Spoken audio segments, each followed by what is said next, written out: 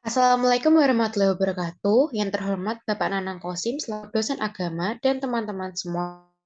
Sebelumnya perkenalkan kamu dari kelompok 13 akan mempresentasikan materi tentang ajaran Islam dalam konteks kemodernan dan keindonesiaan. Sebelum memulai presentasi, izinkan kami memperkenalkan diri terlebih dahulu. Saya Naura Anamidya Putri dengan NIM 30 sebagai moderator, Ati dengan NIM 34, Purinta Irnadia Ifada dengan NIM 37, Nuha Hairunisa dengan NIM 48.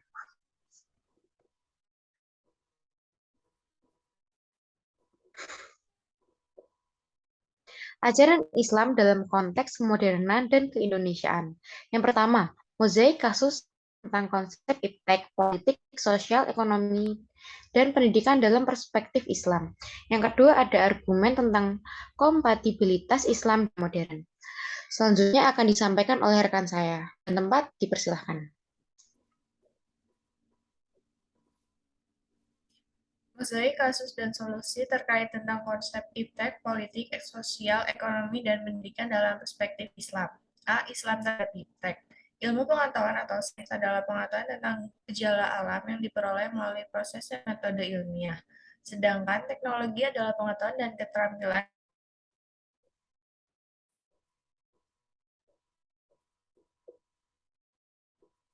untuk memperluas, memperdalam, dan mengembangkan iptek. Islam mendorong umatnya untuk mengembangkan ilmu pengetahuan dan teknologi atau iptek, mementingkan pengembangan dan penguasaan iptek untuk menjadi sarana ibadah. Iptek juga sebagai pengabdian Muslim kepada Allah atau spiritual dan mengembangkan amanat khalifatullah atau wakil Allah di muka bumi untuk berkhidmat kepada kemanusiaan dan menyebarkan rahmat bagi seluruh alam atau rahmatan lil alamin. Syariah Islam juga harus dijadikan standar pemanfaatan iptek. Sebagai contoh pada kasus penentuan halal haram atau Islam. Hal ini dijadikan tolak ukur dalam pemanfaatan iptek, bagaimanapun juga bentuknya. Iptek yang boleh dimanfaatkan adalah yang dilakukan oleh syariah Islam.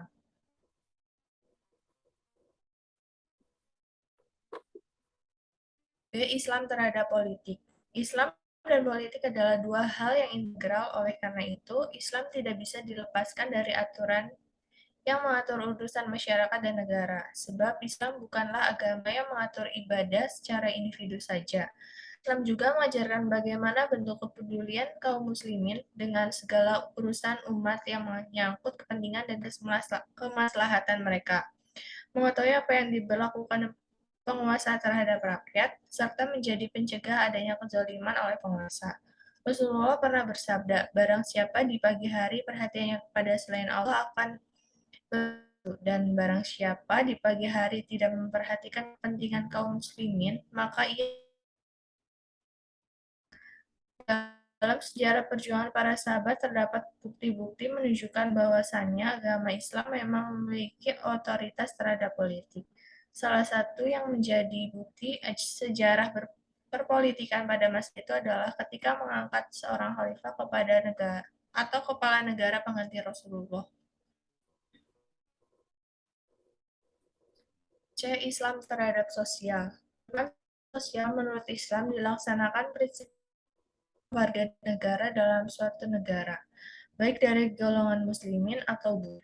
Sebab demikian ialah tahap yang diberikan kepada tiap-tiap warga negara itu adalah secara merata. Masih teringat sama kita semua bagaimana orang orang kafir zimmi menikmati hak pengayoman masyarakat di dalam negara Islam yang waktu itu di bawah pimpinan Khalifah Umar bin Khattab radhiyallahu anhu. Tidak ada perbedaan sama sekali antara penduduk yang atau yang bukan Islam. Kehidupan sosial menurut Islam menghendaki supaya rakyat bekerja sama dengan pemerintah untuk merealisasikan pengayoman masyarakat. Misalnya dalam peraturan nafkah, keluarga, dan lain-lain. Oleh sebab itu, keuntungannya amat banyak, seperti meringankan beban negara dalam neraca keuangannya dan juga untuk tarik kekayaan antar seluruh umat. Dasar-dasar faham kehidupan sosial menurut Islam itu ampuh, oleh sebab itu dapat cocok dan sesuai untuk diterapkan di dalam masa apapun. Sekalipun suasana berubah-ubah, keadaan berganti-ganti, masyarakat makin maju atau keintelektual makin bertambah.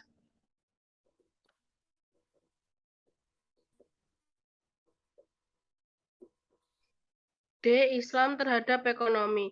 Ekonomi Islam merupakan Islam yang mempelajari berbagai masalah-masalah ekonomi yang berdasarkan nilai-nilai dalam Islam. Di dalam konsep ekonomi, para cendekiawan Muslim berakar pada hukum Islam yang bersumber dari Al-Quran dan hadis Nabi. Dalam ilmu ekonomi dan ilmu lainnya tidak luput dari kajian Islam. Bertujuan menuntun agar manusia berada di jalan yang lurus atau Shiratal Mustaqim. Ekonomi dalam pandangan Islam merupakan tuntunan kehidupan. Para cendekiawan menganggap kesejahteraan umat manusia merupakan hasil akhir dari interaksi panjang sejumlah faktor ekonomi dan faktor-faktor lain, seperti moral, sosial, demografi, dan politik. Kegiatan ekonomi merupakan anjuran yang memiliki dimensi ibadah. Sebagai bukti bahwa Allah Subhanahu wa taala berfirman, "Kami jadikan siang untuk mencari penghidupan." Quran surat An-Naba ayat 11. Dan diriwayatkan oleh Abdullah, Rasulullah SAW mengemukakan, berusahalah untuk memperoleh kehidupan dengan cara yang halal, merupakan suatu kewajiban sesudah kewajiban sembahyang. Muhammad Najatullah Siddiqi 1991-13.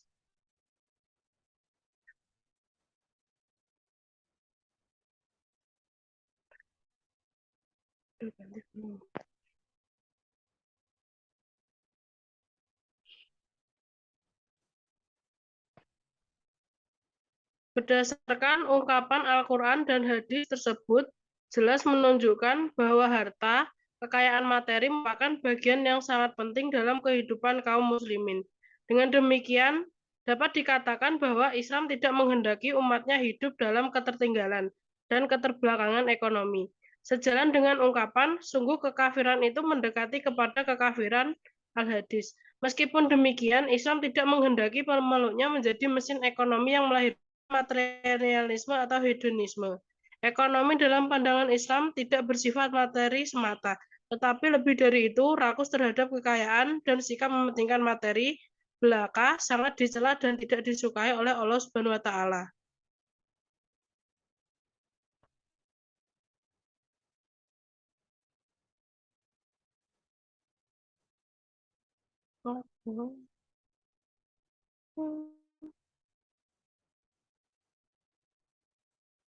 Islam terhadap pendidikan. Pendidikan yaitu berbagai usaha yang dilakukan oleh seorang pendidik terhadap seorang peserta didik agar tercapai perkembangan maksimal yang positif. Hakikat pendidikan sebagai proses pengoperasian ilmu yang normatif akan memberi warna kehidupan sosial anak di dalam masyarakat dan kehidupan mereka di masa yang akan datang.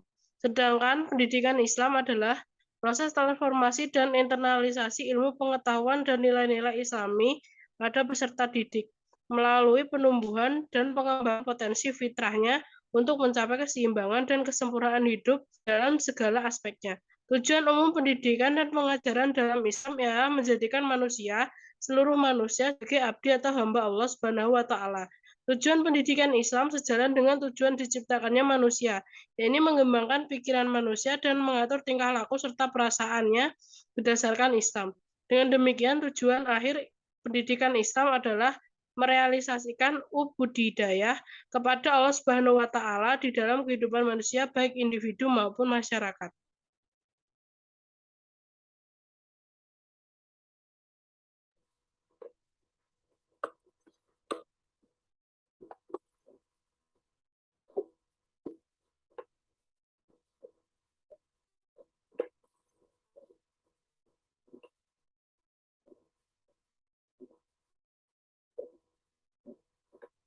Kemudian, argumen tentang kompatibilitas Islam dengan dunia modern.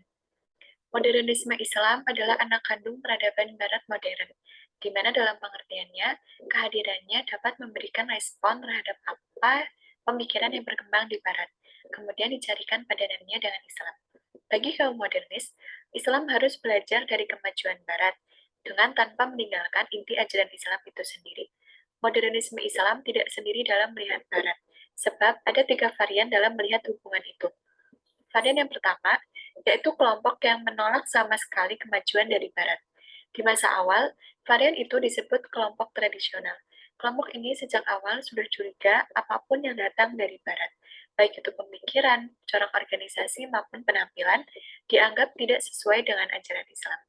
Menurut mereka, Islam yang murni harus menurut kelompok tradisional yaitu sesuai dengan tradisi Islam. Pada titik ini seringkali pada persoalan fikih. Kemudian yang kedua, varian yang mengambil bulat-bulat apa yang datang dari barat tanpa mempertimbangkan sama sekali aspek kesejarahan dalam dunia Islam.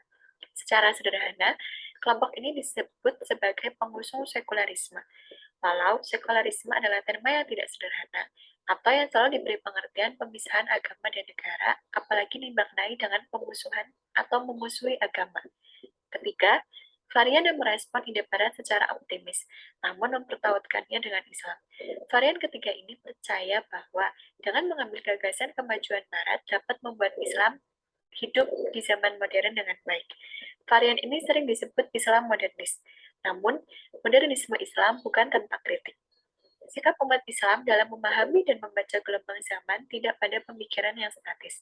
Sikap umat Islam senantiasa diwarnai dengan pemaknaan masa depan bagi seluruh umat manusia dan juga bagi agama itu sendiri.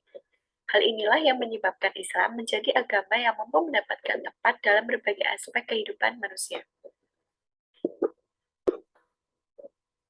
Kemodernan Islam dapat dipahami sebagai bentuk kemajuan cara umat Islam berpikir yang bersifat dinamis dan terbuka, yang mampu membaca dan memahami segala kebutuhan dan persoalan manusia.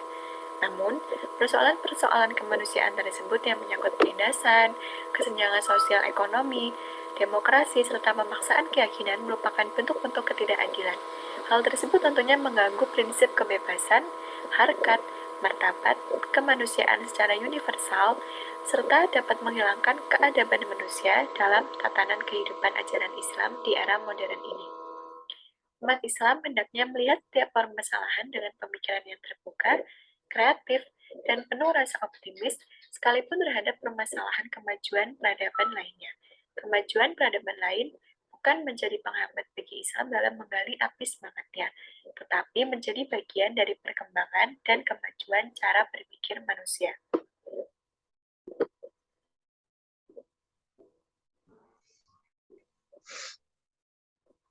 Baik, kesimpulan dari materi ini adalah modernisasi merupakan gejala sosial yang terjadi di seluruh lapisan masyarakat di dunia, tidak terkecuali bagi umat Islam. Umat Islam tidak bisa mengelak dari pasangnya arus modernisasi yang semakin merata baik di negara-negara besar maupun kecil, negara kaya ataupun miskin, negara yang terletak di jalur internasional maupun regional. Perubahan-perubahan dalam masyarakat meliputi aspek iptek, politik, sosial, ekonomi, dan pendidikan. Dalam pandangan Islam, kehidupan masyarakat modern harus disesuaikan dengan Al-Quran dan hadis yang mengatur seluruh aspek kehidupan manusia. Islam memberikan kebebasan tetapi tidak dibiarkan liar. Nilai-nilai yang telah termuat dalam Al-Quran dan hadis harus selalu dijunjung tinggi dan tidak dapat direndahkan oleh siapapun. Dalam dunia modern ini, kompatibilitas Islam diperlukan untuk mengatasi berbagai masalah yang timbul dalam kehidupan. Baik, demikian presentasi dari kelompok kami. Mohon maaf apabila ada kesalahan dan kekurangan. Terima kasih. Wassalamualaikum warahmatullahi wabarakatuh.